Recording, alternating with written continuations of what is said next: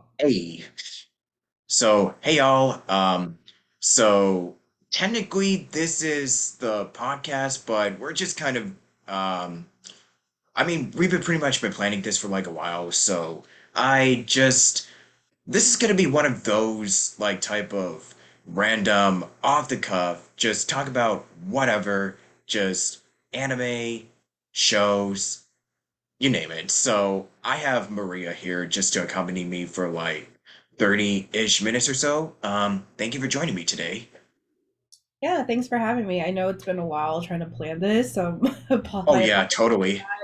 But yeah, super excited to be here, and hopefully we can, just talk about anime and geek stuff, whatever you're comfortable with. Don't mind. Yeah. Would you like to share like more about yourself? Like what is it Yeah, that you do on a day-to-day basis? And yeah, just, the floor is yours pretty much. yeah, Take yeah. it So, away. so my name's Maria. I'm based here in Texas. For the past 4 years, I've been working with multiple entertainment brands. Some of them which consisted anime, gaming brands and stuff like that. So that's like my 9 to 5. But on the side, I also, game. I haven't been watching anime as of lately. I know it's like, oh my gosh, like why is she not watching anime as of lately? I'll be honest, I completely kind of like fell off the board a little bit. The last anime I saw in season was Attack on Titan earlier this year. So yeah, that's how far backlogged I am. I've just been gaming a lot more lately. I picked up my Nintendo Switch. Actually got a new Switch today, so I'm very excited to transfer all my games and stuff. But yeah, on another thing that I do on the side is I do TikToks as well. Well, I try to do TikToks. Not very good at it as of lately. I've noticed my views have gone down, but I don't really do it for that reason. I just do it because I like to raise awareness about like cool nerd things in Houston or cool restaurants that I like, things like that. Yeah, and speaking of the Nintendo Switch, this is pretty much, I don't know if you can see, well, Yeah. lighting. Yeah, this is pretty much what I'm playing. Like, so just some Mario Party. And I've just been getting a lot more into gaming as of late myself. So, yeah, we're all, we're just nerds. As you can clearly see from my posters and your awesome Pokemon collection, which I gotta bring this up right now. It's just amazing right behind you. Thank you. Yeah, Pretty nice. Yeah. it's something that I started. So, ooh, Okay. I started it like years and years ago, but my collection it wasn't as big as this back then. But when I really started getting really into it was probably like my early 20s. Working and being in school, I was like, yeah, I have adult money now. I can buy what I want. And I started collecting plushies around when Black and White came out. But unfortunately, my ex did a rotten thing and sold my collection. Oh, So dude. that sucks, Bruh. but it's okay because I was able to restart it up again. And as you can see, based on my background, that I haven't slowed down since then. So, Oh, for sure, for sure, for sure. So what got you started? Like with all of this geek, like with your endeavors, person, so to speak. What's your um, little backstory? it's kind of hard to pinpoint exactly where it started, but I know like what continued to like fuel my passion. And I always tell the story, but it's because it's like it's a very endearing story and it's very sentimental to me as well. So we had um a transfer teacher program back when I was like in 4th or 5th grade, and we had a Japanese teacher come to our school. And she just totally like changed my world. She showed us like Spirit Away. That was the first time I ever seen it. I think it was like back in 2003 when it came out. So she showed Wow. us that movie and then she explained to us like a lot of things about Japanese culture.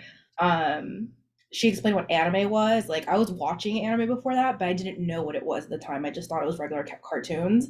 Like I thought Pokemon, Sailor Moon, and Dragon Ball was just regular cartoons. Like I didn't know it came from Japan at the time. Um, and she just taught us about all those things, and that really like fueled my interest for it.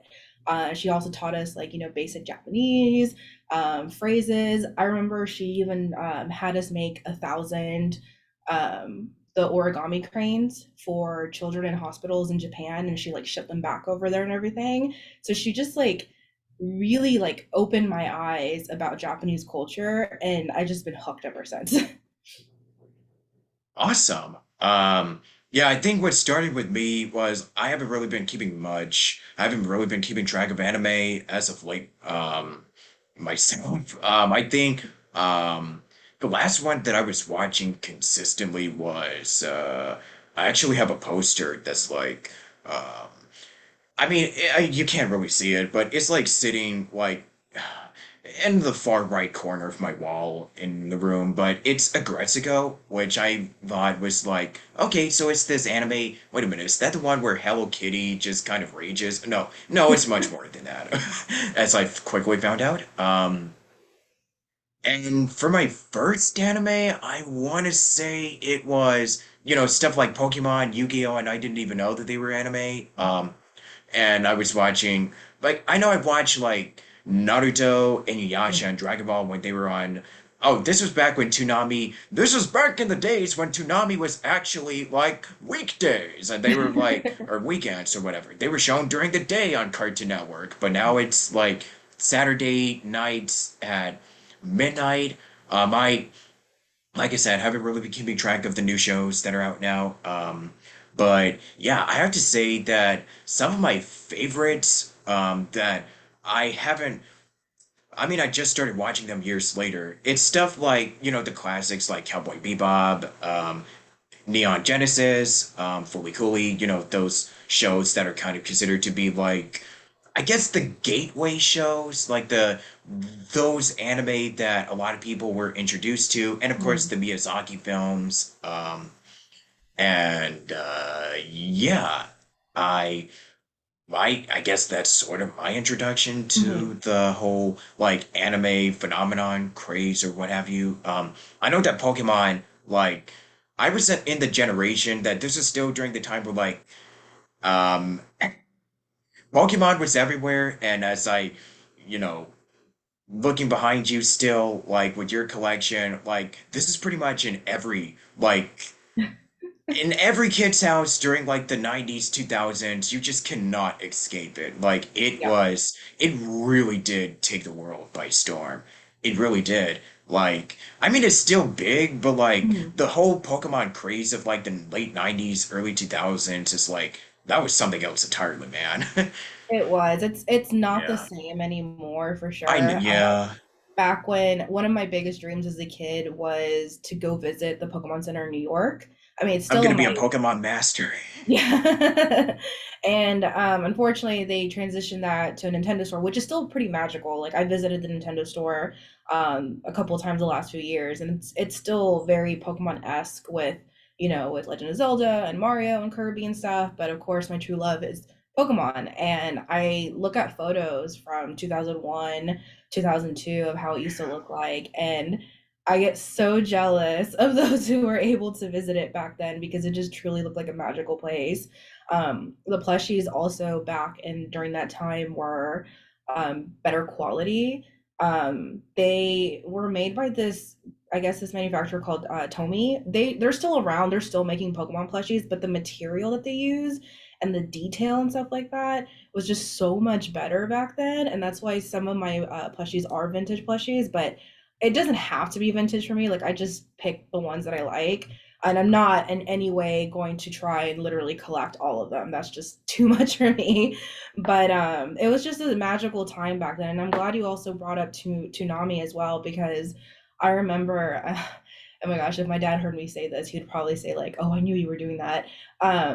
I had a curfew like around 9 p.m., but I also had like a small TV in my room. So around 11ish is 11 or midnight is when Inuyasha would come up. And I was just like, I have to watch every episode. So I used to put a towel like by the door so the light wouldn't come out. And I would Oh, just stay up okay. and watch Inuyasha without my dad knowing. I don't think he ever found out, but he was like very strict on my curfew. He was like, you have to be in bed by 9, no TV after that. He Yeah. was super strict. And I was like, I don't care. Like there was no time of streaming back then. Like if you missed it, you missed it. So I was like, I have to catch up on the latest episodes. Sorry, Dad, it is what it is. Oh yeah. Yeah. Those, I mean, like, that was like definitely back when Toonami was running like, I mean, now it's kind of like, it's more, I think the demographic for Toonami now, it's definitely for a young adult, teenage, so it's Mhm. like more for an older, mature audience. But back when it was on Cartoon Network, I know that the shows that we were watching is like yeah, that's definitely like, you have school and you just want to get home and just watch some of your favorite shows, and then most of the time they end up getting censored, which is a whole different can of worms altogether. And yeah, and I bet, I mean, come on. I know we've all probably watched Sailor Moon, and then we had to quickly, like, I mean, I think this was back during the days where, like, I think you had, like, the VCR, Mhm. VHS, what have you. Mhm. So every time you watch those transformation sequences, you always have to fast forward them, otherwise, your parents, otherwise, you don't want to I'd be like, get, what are you watching? wait, what are they doing? Well, not only that, like it's interesting to me how the US dub versions, or at least like the Oh, US yeah, version, yeah. I mean, there was LGBT themes in Sailor Moon, and they're like, oh no, they're just cousins. And Oh you my didn't really God. think about that back then because you're a kid, you don't really think about that stuff. But Doesn't really looking like back, I was just click like, until years no. later. No.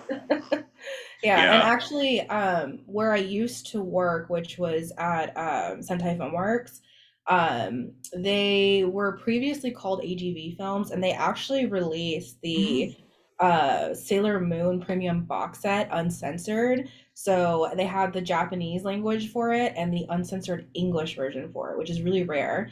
Unfortunately, I did sell it. I sold a bunch of my anime collection, not because I didn't want them anymore per se. I just wanted to focus on just one niche, and that was Pokemon for me. So, and plus, I wanted to give it to someone who like really appreciated like Sailor Moon way more than I do. So, I mean, like, it is a very massive, it's a huge franchise. So, yeah.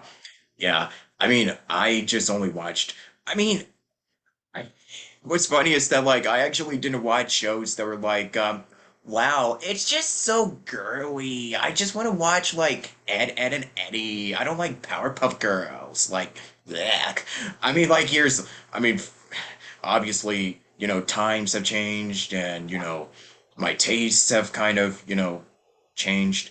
I mean, on the topic of like, oh no, they're just cousins, like, yeah, it was a much, much, much different time Yeah. back in the 90s. Yeah. Yeah. Oh, I mean, also one thing I'll never forgive for kids, for example, the Oh, dubbing company that did Pokemon is the the jelly donut thing. Can you imagine how dumb I must have looked when I walked up to my Japanese teacher and was like, "Are these really jelly donuts?" and then what was the teacher's response? I want to know this. Oh no, she straight up educated me. She was like, "No, those aren't donuts. Those are rice balls." And then I was like, "What are those? What are rice balls?" And like looking back, I can understand why four kids changed it to jelly donuts, but I'm not. They shouldn't have. Honestly, they should have just like explained what it was. They could have put on-screen text. They could have done like a little infographic, like during commercials or something like that. How they kind of do with anime as of today. Sometimes they put like those little explanatory infographics. They could have done anything. They shouldn't have not named it jelly donuts. Like I get why they did it because they probably thought, well, American kids aren't going to know what that is, which is true. I didn't know what that was back then. But it's better to educate versus just like localizing it very wrong. Yeah. Um, I mean, to be fair though, like, I know it has been memed to death. Yeah. Like, it's been, like, the Pokemon dub has its own, like, issues. Like, I'm not gonna, like, sit here and just be like, yeah, I mean, the localization, like, hey, instead of, like, the rice balls, you have, like, sandwiches, which, I mean, to somebody who's in America, I guess I can sort of buy it, but I Mhm. mean, we're never gonna forget the man, nothing beats a jelly flavored donut. And like, I'm just gonna use this frying pan as a drying pan, and I don't know, just lines like those just kind of like they just they just live rent free in my mind for some reason. Yeah, just so many memorable quotes from that show. And no Let hate to the dubbing companies, like Of no hate to course, them at all. yeah. It was a different time back then. Oh Like yeah. the internet wasn't what it was today. Maybe some information could have taken weeks to get, like to confirm what it was, because I know, especially after being in the industry, like you have to get so many things approved or ask questions. I can only imagine how much slower it was back then versus how it is Oh, today. yeah. Yeah. Back in the day, I think they used to record like these tapes, like the actors, where they had to run them by tapes. But now the technology has evolved and changed so often. Like it's far easier now than it was back in the day. Yeah. So, I guess my next question is like, how much would you say that like growing up, how would you say that the industry, I mean, like we're in a still in a pandemic, I mean, for one thing, but like what are some of the biggest changes that you have noticed in the industry over the last like, I don't know, 20, 30-ish years or so? Um, I can't really say in the industry per se because I was only in it Or for such anime, a yeah. few years, but from as an anime fan, the pandemic definitely caused anime to skyrocket, which makes sense. I mean, people were at Oh, home, yeah, they were running out of definitely. things to stream. They're like, okay, this is targeted for teens and for adults. Let's give it a chance. Let's try it out. And I do appreciate, and this is a weird thing to say, I do appreciate the pandemic in that sense that it helped anime become mainstream, but and I said this in a different interview as well. At first, I'm not gonna lie, I was a little bit salty about it. I was like, oh great, anime's popular now, everyone's gonna love it, like it's not like an underground thing. But at the same time, looking back in retrospect, I'm just like, well, it's not a bad thing that it's popular because I went through a lot of crappy moments as a kid, reading manga, watching Pokemon. I was the only girl in my class that watched Pokemon. Like a bunch of the girls like made fun of me for it. I watched Pokemon, Digimon. I wasn't too much into Yu-Gi-Oh, but I still watched it. I also watched what else? Teen Titans. Even though it's not anime, it still has kind of like that anime-ish style Oh to yeah, it. totally. But I was like one of the few girls in class that watched it, and I got made fun of so much for it. So looking back now, I don't want anybody to go through that, and I'm glad, kids and teens today, hopefully they don't have to go through that as badly as I did back in the day, because more people accept it now. Like my niece and nephew, they watch anime all the time. Like it's like hitting them left and right, and I'm just like I'm so jealous because I only was able to watch it within this time frame. I had to sneak around it. I had to like read in a corner my mangas in peace or go visit Walden Books at the time. I mean, that's showing my age right now. That's Walden Books was a thing back then. Like I would go to the mall and just sit there and read manga like in secret because it wasn't that I was ashamed of it. I just knew what it meant, that if I publicized it, what it meant for me. Right. Mm. So, with everything that you've talked about, growing up with anime and manga, I guess that definitely was what I mean, I'm not sure if I really know the entire story, but Mm. uh, so what was some of your first like the experiences of actually working in the anime market? If you could share how you actually got your start working with, studios and companies and whatnot. Yeah, this is gonna be kind of like cliche to say. I wouldn't say it was pure luck, but part of it was kind of lucky because you know how they always say like you got to know someone to get into a certain job or something like that. Well, in this particular situation, I didn't know anybody. I didn't know anybody at my last job. I didn't have like a connection or anybody to network with. I was working in fashion beforehand, and as much as I love the fashion and beauty industry, I just knew it wasn't for me. It was extremely cutthroat. I definitely didn't fit the mold of it. I didn't have the best managers or bosses back then. I was like, I want to work in an industry that I am deeply passionate about, where I know my tribe is there, where there's fellow, nerd fans or anime fans and stuff like that. Like, there's got to be something like that.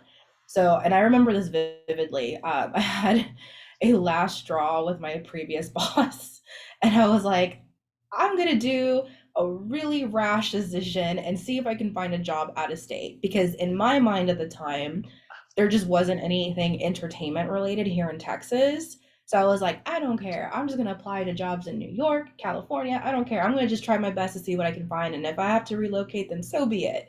And I remember on that same day when it was the last straw with my boss, I typed on Indeed and I just typed in the word anime. That's all I did, just to see what came up.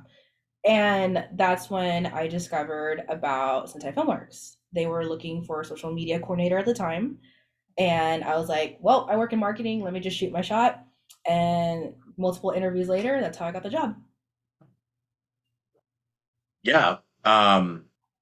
That pretty much was just pure luck that they just so happened Yeah, to look for like a social media manager, marketer at the time, and like, well, here I here you go. Here you am. are.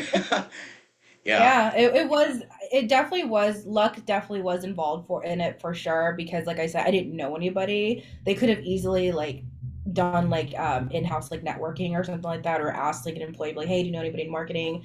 But I mean, I don't want to toot my own horn either, but they were probably also looking for someone who's just knowledgeable in both marketing and in anime, and I'm the combination of both, so that's probably why they went with me. Which I'm grateful for. Don't get me wrong, I'm so grateful for that opportunity and I had so many amazing times and I wouldn't be where I am today without that either. Yeah, exactly. Yeah, it's pretty much just the positive attitude. Mhm. That's the way to go. Um yeah, so and speaking of which, in your time working like with Sentai and Grunchmo and all of those other companies, Mhm. what were some of the like what did you really get the most? Like what is something that you've the biggest lesson or the most valuable um stuff that you've learned? Like what was something that really stood out to you during the time that Um, you were working with them? I think one thing that really stood out to me was I respect even more. Like I already respected them before then, but I didn't advocate for it as much back then as I do now. I have a new respect for anime dub actors, mainly because I didn't realize how hard it was. Oh yeah. A lot of people don't realize it. I definitely didn't realize it before I started working there. And what made me learn that was I was pulled in to do just like background noise and like not secondary characters but like background characters like just like screaming or doing like one liners. There was this one time I think in golden time I was supposed to be like a phone operator and just doing that one line that probably lasts like 4 or 5 seconds long, it was so hard. It was the hardest thing I've ever done. I'm not an actor in any way, shape, or form, but I didn't realize that not only they have to translate it, they have to translate it where the words time the mouth movement. I didn't know that back then. I just thought it was a bad translation job because I took Japanese in college, so I was like, oh, this is inaccurate. That's not what they're saying. But after working in the industry, I was like, oh, that's why they have to do it that way. They have to translate it in two ways. One way where it makes sense for the local market, and two that it matches the mouth movement of the characters. And they do have to do that for both subtitles and for English dubs. Oh yeah. And also it's been said from time to time, but anime also is not the highest paid field to go into as a voiceover artist. Yeah, it's That not. is pretty much I think anime it's no secret. industry, Yeah. yeah, it's no secret for sure. I think the anime industry in general, whether you're an animator or a voice actor, whether in Japan or here in the States, and I mean, unfortunately, the wages aren't that high. And even as someone who worked for a worked the corporate side of it, which I obviously am not an animator or a voice actor, even then and I hate to admit this personally, I feel like the wages just weren't that high. So Oh yeah. Yeah. I guess that's also another thing too, is once you actually work in the field, you start noticing like, okay, so this is what's going on now. Or like, oh no, this is something else that you gotta, um oh yeah, there's this other thing, and then oh no, this isn't working. People are using TikTok and social media and all this other stuff. So I've also asked this from time to time, but having a social media presence, what are the pros and what are the cons? For pros and cons for like just in for anime in general, or Well, I mean, yeah, for anime and also when you're branding or marketing yourself on social media. oh, okay. Well, from like a brand perspective, I can definitely say, and I think this applies to like any industry. It doesn't have to be anime per se, because I've noticed this in multiple clients and multiple brands that I've worked with as well. Is a lot of brands want you to go quote unquote viral, and that's not how things work. You have to put out quality content. But the fun thing about it is like the content they produce, like the games or the anime or whatever the brand is producing. People want to see more of that, but I feel like sometimes brands just don't put out the things people want to see, if that makes sense. Yeah, I could totally see that. Mhm. Um, and yeah, what would you say is probably what was the most fun or what's the one thing that you really enjoyed the most out of, working in the industry? Like as a Um, social media manager and doing all this other stuff. I would say the conventions for sure are probably the most Oh fun. yeah. The conventions are definitely the most fun. I love traveling, so that's already a plus for me. But I think the most fun part about it is not only the traveling, but you're going to the same destination as other fellow nerds are going. It's a great experience networking with people, meeting with other people with like minds, who are fans of the same things. Like you're all geeking out over the same thing. Seeing the cosplayers, I compliment cosplayers all the time. I'm just like, oh my gosh, I love your cosplay. It's so detailed, so well done. I take pictures of them. And it's just, well, of course, with permission, of course. And I just love showing that appreciation because I know cosplayers put in so much work into, their whole look. Like it's not done overnight. And then being able to see all that while working and being at the convention, like it's a lot to soak in. And yes, it's still a lot of hard work because there's a lot of like long hours, standing up. There's a lot of talking involved. Like you're just exhausted at the end of the day. It is very physically draining, but it's also fulfilling at the same time because once you leave that weekend, like you leave a weekend full of memories. Yeah. So what were some of your favorite or best cons that you've been to so far? I think this is kind of hard to answer because I've been to so many. Right. um, I mean, I truly had so much fun this past year at San Diego Comic Con. It was my first San Diego Comic Con ever. Um, but it was so much fun because anime has such a strong presence there now. And I was hearing from so many attendees that anime didn't have a strong presence maybe like 2, 3 years ago. So it's really cool to see Viz Media and Crunchyroll and like all these big anime brands just have like these amazing installations and these amazing exhibits just displaying anime. I mean, they even had a Dragon Ball concert over there. Like apparently that was just not a thing a couple years ago. It just shows how much anime has exploded, and it was really cool because not only if you're a fan of anime, you're also seeing like your typical comic book stuff and like Marvel, DC, Star Wars. Like it's just all like a big pot of your favorite things together, and I think that's really cool. Yeah. I think some of the best conventions that I've gone to are like the smaller ones. I know that there's a few out here in California that I would give a shout out to.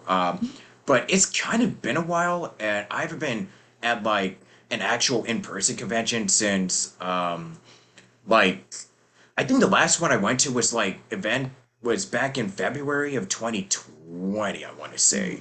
Mm.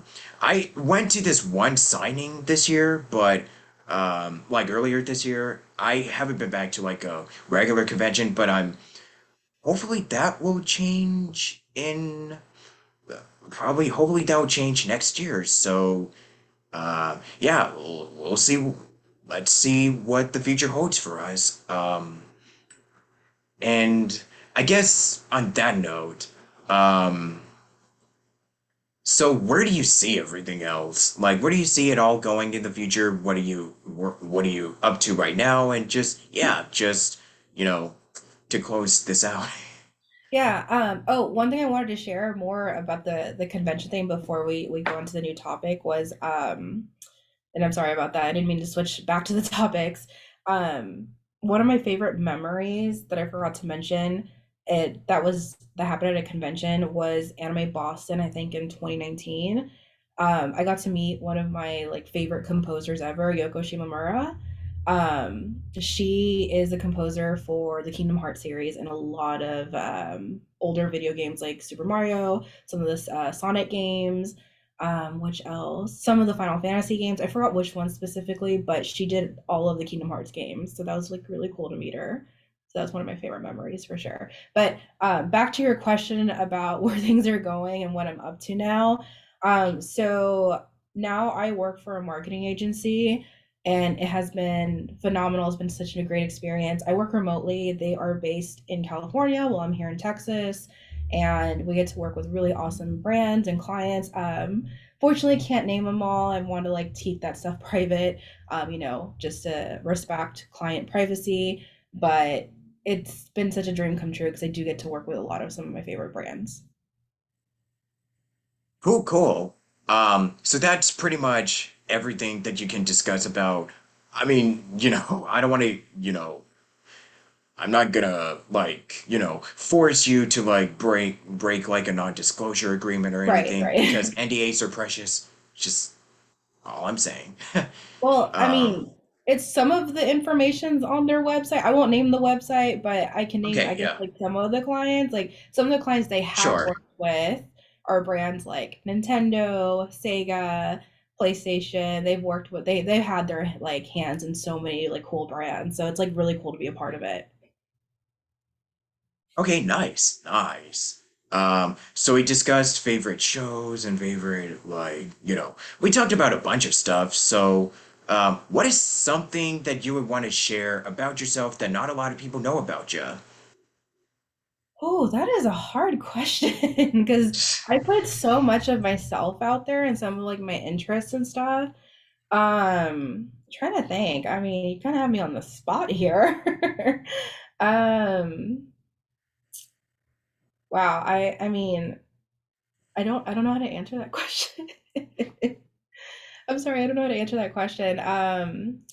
I guess one of the things that people probably don't know too much about me, and I may not show it off that much, is I can kind of be a little bit like insecure, I guess you could say. Like I do struggle sometimes with like public speaking and like doing interviews, but I guess I'm kind of good at hiding it because some people have come up to me and be like, it doesn't look like you're scared to do public speaking. But in reality, like right now, I'm shaking right now. So that's one thing that maybe some people probably don't know about me.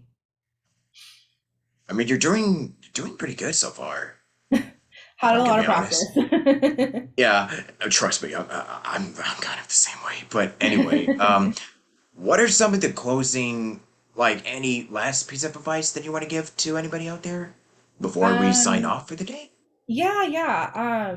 One of the things that I strongly advocate for and advice for anyone who wants to get involved in the industry, whether it's gaming, animation, entertainment, anime, whatever it is, um, definitely. And I know this sounds like I'm sure they hear this all the time, but I'm a firm believer in it. Like if you truly love something, like keep going for it because I had so many people in my life in my early 20s telling me things like, why are you studying Japanese? It's such a waste of time. Why are you watching anime? It's such a waste of time. Like, you need to grow out of that. Like, why are you, like, you're 25 now and you're still playing video games? Like, why are you doing this? Like, it's such a waste of time. I kept going at it and look where I am now.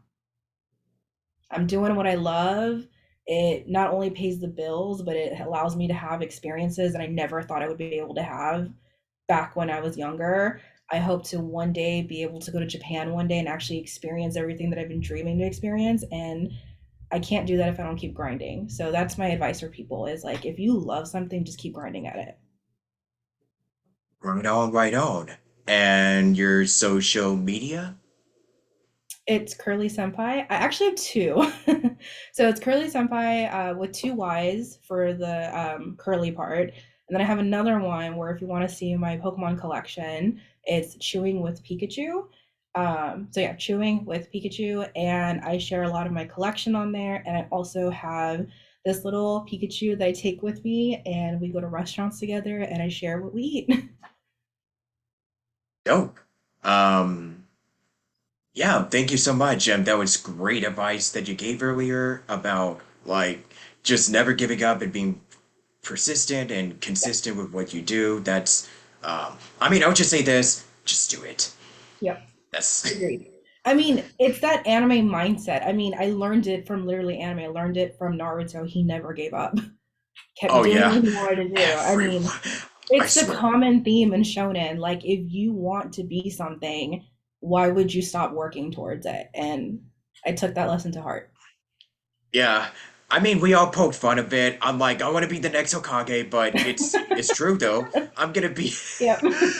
go plus ultra, yeah, and just to go even further beyond as a Super Saiyan. Although, like, we all tried that, and we kind of, you know, so many stories of us trying to go Super Saiyan, and then we end up disturbing the neighbors and getting the police called on us. Oh God, smack dab of reality. But anyways, would you like to do an outro for the podcast? And outro. I'm sorry, this is like my first podcast ever. So Oh, just like any closing thoughts or any closing words that you want to say to close us out. No, I just want to say thank you so much for taking the time to have me on this podcast, and I had a lot of fun talking about this. And hopefully, if you ever want to chat again, I'm open to it as well. If you want to get more in depth about different things, I'm happy to do that. And like I said, if you're listening to this and you really are passionate about something, just keep going at it, no matter what it is. Right on. Yep. I guess with that said, thanks for watching. This will be up sometime later today or throughout during the week, so keep an eye out on my social media. But until then, this is Robert Jackson, and I'm officially signing out for the day. And oh, looks like, give me one moment.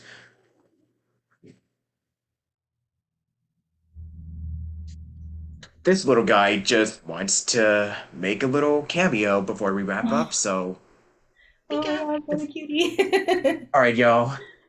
Take care, and yeah, see you next time. All right. Thanks for having me. Bye. Peace.